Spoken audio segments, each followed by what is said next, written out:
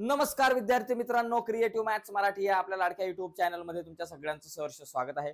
इयत्ता 10वी इतिहासावर चर्चा करतो। इतिहासाचं पहिलं प्रकरण इतिहास लेखन पाश्चात्य परंपरा या प्रकरणाचा स्वाध्याय आज आपण बघणार आहोत। बघा मित्रांनो, या अगोदरच्या व्हिडिओ मध्ये आपण या प्रकरणावर चर्चा केलेली आहे। या प्रकरणाचे महत्त्वाचे मुद्दे बघितलेत। आज आपल्याला संपूर्ण स्वाध्याय बघायचा आहे, तर जाऊयात पुढे जाण्याच्या अगोदर एक छोटीशी रिक्वेस्ट आहे, नवीन असाल चॅनलवर, अजूनपर्यंत चॅनल सबस्क्राइब नसेल केला तर आत्ताच आपला चॅनल सबस्क्राइब करा आणि त्या बाजूला असलेलं बेलचं बटन दाबायला विसरू नका। तर जाऊयात पटकन पुढे। तर या ठिकाणी बघा, इथे जर आपण बघितलं स्वाध्यायामधला पहिला जो प्रश्न आहे, खालील दिलेल्या पर्यायांपैकी योग्य पर्याय निवडा आणि बोर्डाच्या परीक्षेला प्रश्न क्रमांक पहिला जो आहे त्याच्यातला याच्यामध्ये 3 मार्काला अशा प्रकारचे प्रश्न असतात। आधुनिक इतिहास लेखनाचा जनक टिंबटिंब यास म्हटले जाते। तर आधुनिक इतिहास लेखनाचा जनक कोणाला म्हटलं जातं? वॉल्टेयर यांना आधुनिक इतिहास लेखनाचा जनक म्हटलं जातं। त्याच्यानंतर आर्किओलॉजी ऑफ नॉलेज हा ग्रंथ कोणी लिहिला? तर मायकेल फुके यांनी आर्किओलॉजी ऑफ नॉलेज हा ग्रंथ लिहिला। कोणी? मायकेल फुके, हे लक्षात ठेवायचं आहे। ओके, तर आता पुढे बघा, पुढचा महत्वाचा मुद्दा, हे 2 प्रश्न तर तुमच्या लक्षात आले। यानंतर एक चुकीची जोडी दुरुस्त करून लिहा असा प्रश्न सुद्धा बोर्डाच्या परीक्षेला येत असतो आणि या इथे सुद्धा आहे। पुढील पैकी चुकीची जोडी बघा, जॉर्ज विल्यम फ्रेडरिक हेगेल यांनी द रिझन इन हिस्ट्री हा ग्रंथ लिहिला, बरोबर आहे। लिओपोल्ड वॉन रँके यांनी the theory and practice of history हा ग्रंथ लिहिला, हे पण बरोबर आहे। हिरोडोटसने द हिस्ट्री हा ग्रंथ लिहिला आणि सगळ्यात प्रथम हिस्ट्री या शब्दाचा वापर हिरोडोटसने आपल्या द हिस्टरीज या पुस्तकामध्ये केला। कार्ल मार्क्स यांचा डिस्कोर्स ऑन द मेथड हा ग्रंथ नाहीये, तर कार्ल मार्क्स यांचा ग्रंथ आहे दास कॅपिटल। त्याच्यामुळे ही जी चौथी जोडी आहे ती चुकीची आहे असं आपण म्हणू शकतो। ओके, पुढचा पॉइंट, पुढचा मुद्दा बघा, इथं आपल्याकडे द्वंद्ववाद म्हणजे काय? तर बघा, द्वंद्ववाद म्हणजे काय, पुढील संकल्पना स्पष्ट करा। याच्यामध्ये आहे, याचा तुम्हाला स्क्रीनशॉट तुम्ही घेऊ शकता। मी बाजूला झालोय, आता मी तुम्हाला एक्सप्लेन करतो। प्रत्येक प्रश्नाचं उत्तर मी तुम्हाला एक्सप्लेन करतो, जेणेकरून तुमचं पाठ होईल, कारण पाठ आत्ताच करून घ्या, नंतर प्रॉब्लेम नको। बघा, द्वंद्ववाद मध्ये काय आहे की द्वंद्ववाद मध्ये दिले, हेगेलच्या मते कोणत्याही घटनेचा, म्हणजे द्वंद्ववाद कोणी मांडला मुद्दा? हा हेगेल याने द्वंद्ववाद हा मुद्दा मांडला, ही संकल्पना मांडली। हेगेलच्या मते कोणत्याही घटनेचा अर्थ लावण्यासाठी तिची वर्गवारी 2 प्रकारात करावी लागते, त्याशिवाय मानवी मनाला त्या घटनेचे आकलन होत नाही। म्हणजे कुठलीही गोष्ट असेल, कुठलीही संकल्पना असेल, कुठलाही सिद्धांत असेल, त्याची वर्गवारी 2 गटात करायची, एक त्याच्या बाजूचा गट आणि दुसरा त्याच्या विरुद्ध बाजूचा गट। अशा 2 गटामध्ये जर केली, 2 प्रकारामध्ये केली, विरुद्ध प्रकारामध्ये केली, तर घटनेचं आकलन होतं किंवा त्याशिवाय घटनेचं आकलन होत नाही। उदाहरणार्थ खरे खोटे, चांगले वाईट या पद्धतीला द्वंद्ववाद आपण म्हणतो। ओके, म्हणजे याला डायलेक्टिक्स असं इंग्लिशमध्ये म्हणतात। म्हणजे कुठलीही घटना असेल किंवा कुठलाही सिद्धांत असेल, तर त्या घटनेचा जर तुम्हाला व्यवस्थित अर्थ लावायचा असेल तर त्या घटनेची वर्गवारी 2 गटात करायची आणि त्या 2 गटांमध्ये चर्चा होईल, हाणामारी होईल, वादविवाद होईल आणि त्याच्यामधून एक चांगला आपल्याला त्या घटनेशी निगडीत असा सिद्धांत आपल्याला मिळू शकतो। म्हणजे उदाहरणार्थ जर आपण म्हटलं तर या पद्धतीत प्रथम एक सिद्धांत मांडला जातो, त्यानंतर त्या सिद्धांताला छेद देणारा प्रतिसिद्धांत मांडला जातो। म्हणजे एक सिद्धांत आहे आणि दुसरा त्याला छेद देणारा प्रतिसिद्धांत, म्हणजे त्याच्या विरुद्ध बाजूने बोलणारा गट असं आपण समजू।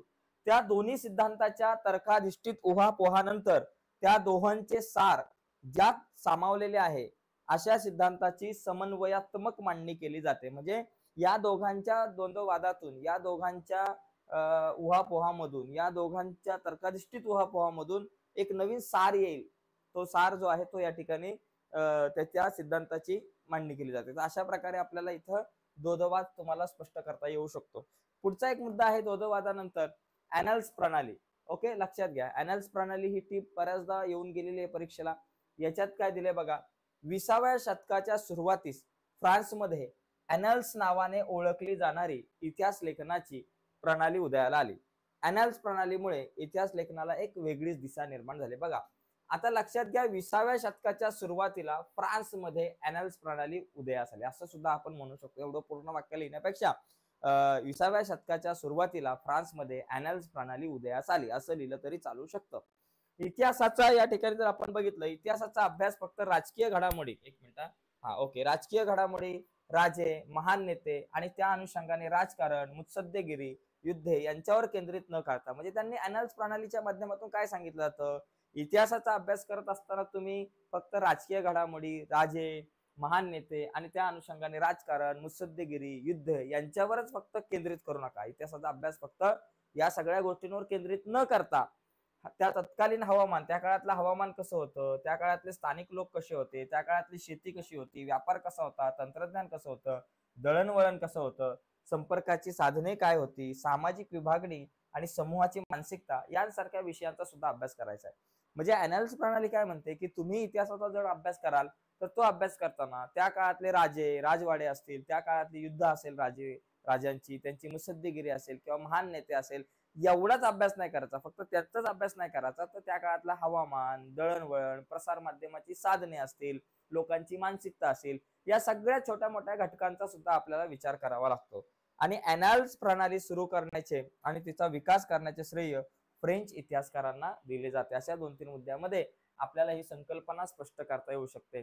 पुढचा मुद्दा यामध्ये आहे, पुढील विधाने सकारण स्पष्ट करा. बघा, स्त्रियांच्या आयुष्याशी निगडीत विविध पैलूंवर विचार करणारे संशोधन सुरू झाले. ओके, याच्यात आपण काय म्हणू शकतो की इतिहास लेखनात पुरुष म्हणजे सुरुवातीच्या काळामध्ये इतिहास जो लिहिला जायचा त्याच्यामध्ये पुरुष प्रधान संस्कृती जी आहे तिचा जास्तीत जास्त तिचा विचार होता, म्हणजे त्याचा पगडा होता असं म्हणता येईल आपल्याला. तर इतिहास लेखनात पुरुष प्रधान दृष्टिकोनाचा प्रभाव होता सुरुवातीला. सीमा द बोव्हा या फ्रेंच विदुषीने इतिहास लेखनात स्त्रीवादी भूमिका मांडली. तर स्त्रीवादी भूमिका इतिहास लेखनात सर्वप्रथम कोणी मांडली, तर सीमा द बोव्हा यांनी मांडली, या फ्रेंच विदुषीने मांडली, हे आपल्याला सांगता आलं पाहिजे. त्यामुळे स्त्रीवादी इतिहास लेखनात स्त्रियांचा समावेश होत गेला. स्त्रीवादी इतिहास लेखनात स्त्रियांचा समावेश होत गेला. इतिहास लेखनाच्या क्षेत्रातील पुरुष प्रधान दृष्टिकोनाचा पुनर्विचार करण्यावर भर झाला. म्हणजे पुरुष प्रधान जो दृष्टिकोन होता त्याचा पुनर्विचार झाला. सीमा दो बोव्हा या स्त्रीवादी भूमिकेमुळे स्त्रियांशी संबंधित नोकरी, ट्रेड युनियन, स्त्रियांचे कौटुंबिक जीवन यांच्याशी निगडीत विविध पैलूंवर विचार करणारे संशोधन झाले. बघा, तर या सगळ्या मुद्द्यांचा आपल्याला समावेश या ठिकाणी करता येऊ शकतो. ठीक आहे. याच्यानंतर पुढचा मुद्दा आहे, फुको यांच्या लेखन पद्धतीला ज्ञानाचे पुरातत्व का म्हणतात. मग अशा आपण बघितलं, ऑर्कॉलॉजी ऑफ नॉलेज हा ग्रंथ कोणी लिहिला, तर मायकल फुकोने. तर यांच्या लेखन पद्धतीला ज्ञानाचे पुरातत्व का म्हटलं जातं, कारण इथं काय आहे की मायकल फुको यांनी काय सांगितलं की कालक्रमानुसार इतिहासाची अखंड मांडणी करण्याची पद्धत म्हणजे चुकीची आहे. म्हणजे इतिहासाची जी कालानुक्रमे कालखंडानुसार जी मांडणी केली जाते इतिहासाची, ती पद्धत चुकीची आहे. म्हणजे नुसतीच मांडणी केली जाते, अमुक अमुक तारखेला हे घडलं, त्याच्यानंतर हे घडलं, त्याच्यानंतर ते घडलं, त्याच्यानंतर काय काय घडलं, अशी कालक्रमानुसार मांडणी केली जाते. तर ही नुसती कालक्रमानुसार जी मांडणी केली जाते कालखंड क्रमानुसार, तर ती मांडणी चुकीची आहे असं कोण म्हणतंय, असं मायकल फुको म्हणतात. तर त्यांच्या मते काय माहितीये का, अंतिम सत्यापर्यंत पोहोचणं हे पुरातत्वाचं उद्दिष्ट नाहीये. म्हणजे अंतिम सत्यापर्यंत पोहोचणं, खरं काय खोटं काय, त्या अंतिम सत्यापर्यंत पोहोचणं हे पुरातत्वाचं उद्दिष्ट नाही असं हे म्हणतात. तर भूतकाळातील स्थित्यांतराचे म्हणजेच बदलांचे स्पष्टीकरण देण्याचा पुरातत्वाचा प्रयत्न असतो. म्हणजे भूतकाळामध्ये जी काही स्थित्यांतर झाली, भूतकाळामध्ये जे काही बदल झाले, तर त्या बदलांचं स्पष्टीकरण देण्याचं काम आहे. म्हणजे इथं तुम्हाला डायरेक्टली सत्यापर्यंत पोहोचायचं नाही, अंतिम सत्यापर्यंत. तर पुरातत्वामध्ये म्हणजे इतिहासामध्ये किंवा भूतकाळामध्ये जी स्थित्यांतर झाली, जे बदल झाले, त्याचं स्पष्टीकरण देणं हे पुरातत्वाचं काम आहे. आणि फुको यांनी इतिहासातील स्थित्यांतराचे स्पष्टीकरण देण्यावर भर दिला. म्हणजे जे स्थित्यांतर झालं इतिहासामध्ये, तर त्याचं स्पष्टीकरण देण्यावर भर दिला. म्हणून त्यांच्या लेखन पद्धतीला ज्ञानाचे पुरातत्व असं म्हटलं जातं. ठीक आहे. तर ही 2 कारणे होती, सकारण स्पष्ट करा. आणि आता पुढचा मुद्दा आहे, 25 ते 30 शब्दात उत्तरे लिहा. इतिहास लेखन म्हणजे काय. बघा, इतिहासात उपलब्ध पुराव्यांचे चिकित्सापूर्वक संशोधन करून भूतकाळात घडून गेलेल्या घटनांची मांडणी केली जाते. अशी मांडणी करण्याच्या लेखन पद्धतीला इतिहास लेखन असे म्हणतात. आणि बघा, लक्षात घ्या, आता इतिहासात उपलब्ध पुराव्यांचे चिकित्सापूर्वक संशोधन करून भूतकाळात घडून गेलेल्या घटनांची मांडणी केली जाते. आणि अशी मांडणी करण्याची जी पद्धत असते, भूतकाळात घडून गेलेल्या घटनांची मांडणी करण्याची ही जी काही पद्धत असते, तिला आपण इतिहास लेखन म्हणतो. आणि जो इतिहास लेखनामध्ये जर आपण बघितलं, जो इतिहास लिहितो, ही जी मांडणी करतो, त्याला आपण इतिहास लेखक म्हणतो. तर मी थोडासा बाजूला होतो, याचा स्क्रीनशॉट तुम्ही घेऊ शकता. आणखी एक महत्वाची गोष्ट बघा, तुम्हाला जर याच्या नोट्स हव्या असतील, इतिहासाच्या ह्या नोट्सची PDF हवी असेल, तर व्हिडिओच्या खाली डिस्क्रिप्शन मध्ये मी लिंक देतो. त्या लिंकवर क्लिक करून आपल्या वेबसाईटवर जाऊन इतिहासाच्या या प्रकरणाच्या तुम्ही नोट्स डाउनलोड करू शकता. ठीक आहे. आता पुढे जाऊयात थोडंसं. पुढचा पॉइंट बघा, रेने देकार्त यांनी इतिहास लेखनात कोणत्या मताचा आग्रह धरला. रेने देकार्त बघा फ्रेंच तत्वज्ञ होते. फ्रेंच तत्वज्ञ रेने देकार्त यांनी इतिहास लेखनात पुढील मताचा आग्रह धरला. कुठला? एखादी गोष्ट सत्य आहे असे निसंशयरित्या स्पष्ट होत नाही तोपर्यंत तिचा कदापि स्वीकार करू नये. म्हणजे एखादी गोष्ट जी आहे ती 100% निसंशयरित्या म्हणजे 100% खरी आहे हे पटल्याशिवाय तिचा स्वीकार करायचा नाही. 50%, 50-50 वाटतंय, 70-50 वाटतंय, 70-25 वाटतंय, 99% वाटतंय, अजिबात नाही.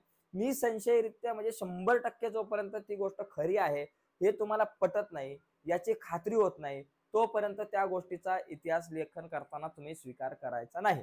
पुढचा मुद्दा, एखाद्या समस्येचे विश्लेषण जे आहे ना आवश्यक तेवढंच करायचं, जास्त करत बसायचं नाही. आणि आधी छोट्या समस्या व नंतर मोठ्या समस्या या क्रमाने तुमचे विचार मांडले पाहिजेत. आणि इतिहास लेखनासाठी वापरल्या जाणाऱ्या कागदपत्रांसारख्या ऐतिहासिक साधनांची विश्वासार्हता तपासून घेतली पाहिजे. म्हणजे इतिहास लेखनासाठी जी कागदपत्र वापरतात त्याची जी विश्वासार्हता आहे ती आपण तपासून घेणं सुद्धा गरजेचं आहे. तर असे मुद्दे या ठिकाणी मांडले की रेने देकार्त त्यांचा मुख्य मुद्दा काय आहे की कुठलीही घटना जोपर्यंत किंवा एखादी गोष्ट जोपर्यंत 100% खरी आहे तिची खात्री पटत नाही तोपर्यंत तुम्ही तिचा स्वीकार करायचा नाही. तर बाजूला होतं याचा स्क्रीनशॉट घ्यायचा असेल तर घेऊ शकता, पण याच्या नोट्स मी व्हिडिओच्या खाली डिस्क्रिप्शन मध्ये दिलेल्या लिंकवर तुम्हाला मिळतील. वॉल्टेर यांना आधुनिक इतिहास लेखनाचे जनक असे का म्हटले जाते? बघा, वॉल्टेर यांना आधुनिक इतिहास लेखनाचं जनक का म्हटलं जातं? तर याचे 4 मुद्दे. पहिली गोष्ट बघा, इतिहास लेखनासाठी वस्तुनिष्ठ सत्य आणि घटनांचा कालक्रम एवढ्यावरच इतिहास लेखकाने लक्ष केंद्रित करू नये. काय म्हटलं गेलंय की इतिहास लेखकाने फक्त एवढ्याच गोष्टीवर लक्ष केंद्रित करायचं नाही की बाबा वस्तुनिष्ठ सत्य आणि घटनांचा कालक्रम.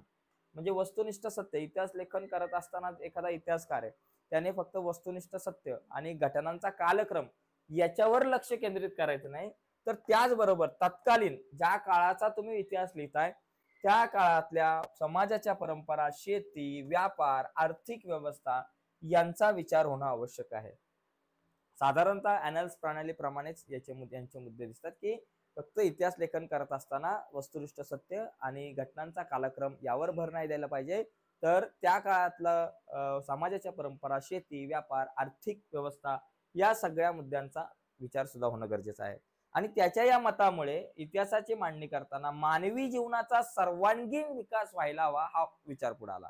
म्हणजे या सगळ्या मुद्द्यांचा आपण समाजाच्या परंपरा, शेती, व्यापार, आर्थिक व्यवस्था या सगळ्या मुद्द्यांचा जर आपण अभ्यास करत असू तर मानवी जीवनाचा सर्वांगीण विकास व्हायला हवा असा एक विचार पुढे आला.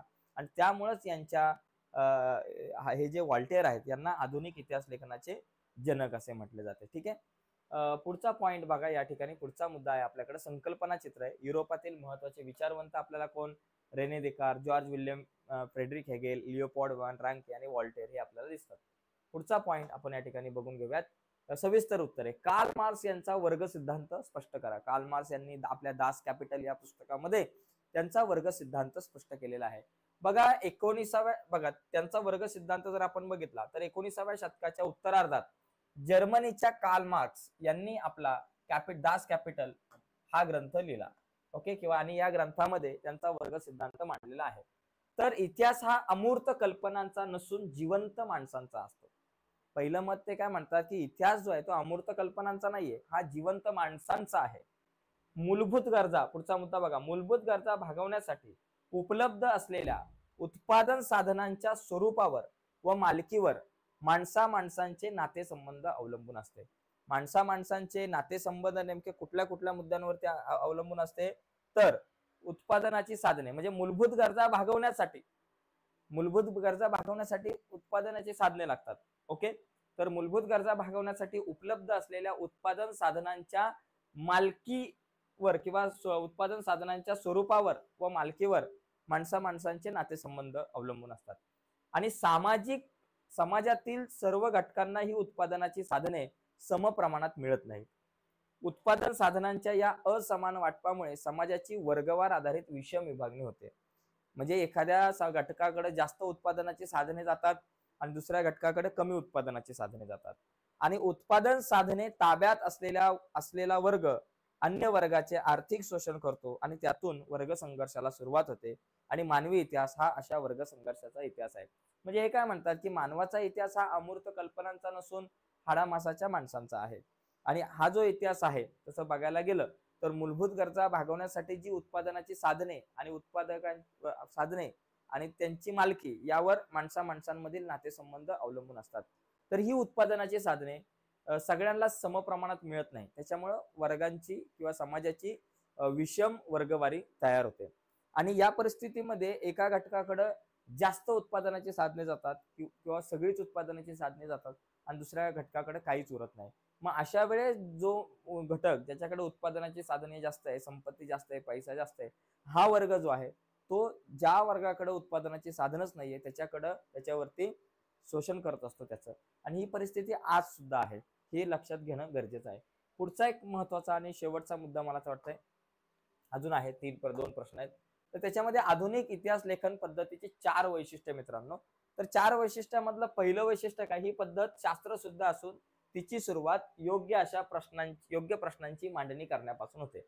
म्हणजे आधुनिक इतिहास लेखनाची पद्धत शास्त्रशुद्ध आहे आणि तिची सुरुवात योग्य प्रश्नाची मांडणी करण्यातून होते. आता हे प्रश्न कसे असतात बघा, हे प्रश्न मानव केंद्रित असतात. म्हणजे ते भूतकाळातील विविध मानवी समाजाच्या सदस्यांनी विशिष्ट कालावधीत केलेल्या कृती संबंधी असतात आणि या इतिहासातील कृतींचा संबंध दैवी घटनांशी जोडण्याचा प्रयत्न केला जात नाही.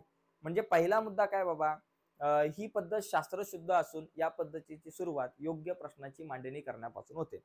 हे प्रश्न, दुसरा मुद्दा काय बाबा, हे जे प्रश्न आहे मानव केंद्रीय असतात आणि ते भूतकाळात विविध मानवी समाजाच्या सदस्यांनी विशिष्ट कालावधीत केलेल्या कृती संबंधी असतात आणि ह्या ज्या काही कृती आहेत यांचा संबंध दैवी घटनांशी जोडला जात नाही. तिसरा मुद्दा आहे, या प्रश्नांच्या इतिहासातील उत्तरांना, आता हे प्रश्न मिळाले तर या प्रश्नांची उत्तर शोधण्याचा प्रयत्न केला जातो आणि या प्रश्नांच्या इतिहासातील उत्तरांना विश्वासार्ह पुराव्यांचा आधार असतो. बरोबर का? या प्रश्नांची जी उत्तरं शोधली जातात त्या उत्तरांना विश्वासार्ह पुराव्यांचा आधार असतो. त्यामुळे इतिहासाची मांडणी तर्क सुसंगत होत असते. आणि पुढचा मुद्दा, मानव जातीने भूतकाळात केलेल्या कृतींच्या आधारे मानव जातीच्या वाटचालीचा वेध इतिहासामध्ये घेतला जातो. तर हे 4 मुद्दे जे आहेत हे तुम्हाला इथे दिसतात. ओके, पुढचा शेवटचा मुद्दा आहे स्त्रीवादी इतिहास अजून आहे बाबा, 2 पॉइंट आहेत. स्त्रीवादी इतिहास लेखन म्हणजे काय? बघा, स्त्रियांच्या दृष्टिकोनातून इतिहासाची जी काही मांडणी केली जाते त्याला स्त्रीवादी इतिहास लेखन म्हणतात. बघा, स्त्रीवादी इतिहास लेखन म्हणजे स्त्रियांच्या दृष्टिकोनातून केलेली इतिहासाची पुनर्रचना. इतिहासाच्या लेखनात पुरुषवादी दृष्टिकोनाचाच प्रभाव अधिक होता सुरुवातीला जर बघायला गेलं तर. त्यावर पुनर्विचार करावा आणि त्या स्त्रियांचा अंतर्भाव करावा अशी भूमिका फ्रेंच विदुषी सीमा दो बोवा हिने मांडली, मगाशी आपण बघितलं. त्यानंतर स्त्रीवादी इतिहास लेखन हा विचार स्वीकारला गेला. म्हणजे सुरुवातीला जर आपण बघितलं, पहिला मुद्दा काय म्हणू शकतो आपण, स्त्रीवादी इतिहास लेखन म्हणजे स्त्रियांच्या दृष्टिकोनातून इतिहासाची केलेली पुनर्रचना. दुसरा मुद्दा लिहू शकता की सुरुवातीला इतिहास लेखनामध्ये पुरुषांचा प्रभाव जास्त होता, पुरुष प्रधान किंवा पुरुषवादी दृष्टिकोनाचा प्रभाव होता आणि त्यावर पुनर्विचार करावा असा मुद्दा आणि त्या स्त्रियांचा अंतर्भाव करावा अशी भूमिका फ्रेंच विदुषी सीमा दो बोवा यांनी घेतली किंवा यांनी मांडली. आणि त्यानंतर स्त्रीवादी इतिहास लेखन हा विचार पुढे आला. स्त्रियांची संबंधित नोकऱ्या, रोजगार, ट्रेड युनियन, स्त्रियांचे कौटुंबिक जीवन असेल किंवा स्त्री संस्था असेल, या सर्वांवर सविस्तर संशोधन सुरू झालं आणि पुढे 1990 नंतर स्त्री हा एक स्वतंत्र सामाजिक वर्ग मानून इतिहास लिहिण्यावर भर दिला जाऊ लागला आणि या दृष्टिकोनाला स्त्रीवादी इतिहास लेखन आपण म्हणतो. ठीक आहे, आता याचा पण तुम्हाला स्क्रीनशॉट हवा असेल तर घेऊ शकता किंवा व्हिडिओच्या खाली डिस्क्रिप्शन मध्ये मी लिंक देतो, त्या लिंकवर तुम्हाला या सगळ्या नोट्स मिळतील. आणि शेवटचा या ठिकाणी मुद्दा आहे, लिओपॉल्ड वॉन रँके यांचा इतिहास विषयक दृष्टिकोन स्पष्ट करा. बघा, लिओपॉल्ड वॉन रँके यांनी इतिहास लेखन कसे करावे याविषयी मांडलेल्या मतातून त्यांचा इतिहास विषयक दृष्टिकोन स्पष्ट होतो. त्यांच्यामध्ये इतिहास लेखनात काल्पनिकता नसावी, म्हणजे इतिहास लेखन करत असताना कल्पनेचा आधार नको, काल्पनिकता नसावी, इतिहासाचे चिकित्सक पद्धतीने संशोधन व्हावे. ओके, आणि इतिहास लेखन करताना ऐतिहासिक घटनांशी संबंधित सर्व कागदपत्रे, म्हणजे ज्या ऐतिहासिक घटनेची मांडणी तुम्ही इतिहास लेखन करत असताना कराल तर त्या संबंधित सर्व कागदपत्रे व दस्तऐवज यांचा कसून शोध घेणे आवश्यक आहे. या सखोल संशोधनामुळे आपल्याला ऐतिहासिक सत्यापर्यंत पोहोचता येतं आणि जागतिक इतिहासाच्या मांडणीवर भर द्यायला हवा असा मुद्दा लिओपॉल्ड वॉन रँके यांनी पुढे आणला. तर आजच्या चर्चेमध्ये मित्रांनो आपण हा स्वाध्याय बघितला, स्वाध्यायाचं स्पष्टीकरण करण्याचा आपण प्रयत्न केलेला आहे. आता या स्वाध्यायाच्या नोट्स, म्हणजे हा स्वाध्याय जर तुम्हाला पीडीएफ मध्ये हवा असेल तर व्हिडिओच्या खाली डिस्क्रिप्शन मध्ये मी लिंक दिलेली आहे, त्या लिंकवर क्लिक करून आपल्या वेबसाईटवरती जाऊन तुम्ही इतिहासाचा पहिल्या धड्याचा स्वाध्याय जो आहे तो त्याची तुम्ही पीडीएफ फाईल डाउनलोड करू शकताय. हळूहळू तिथेच इतर प्रकरणांच्या सुद्धा PDF तुम्हाला पाहायला मिळतील. तर आत्ताच्या या चर्चेमध्ये इथेच थांबूयात. बाय सर्वांना, धन्यवाद.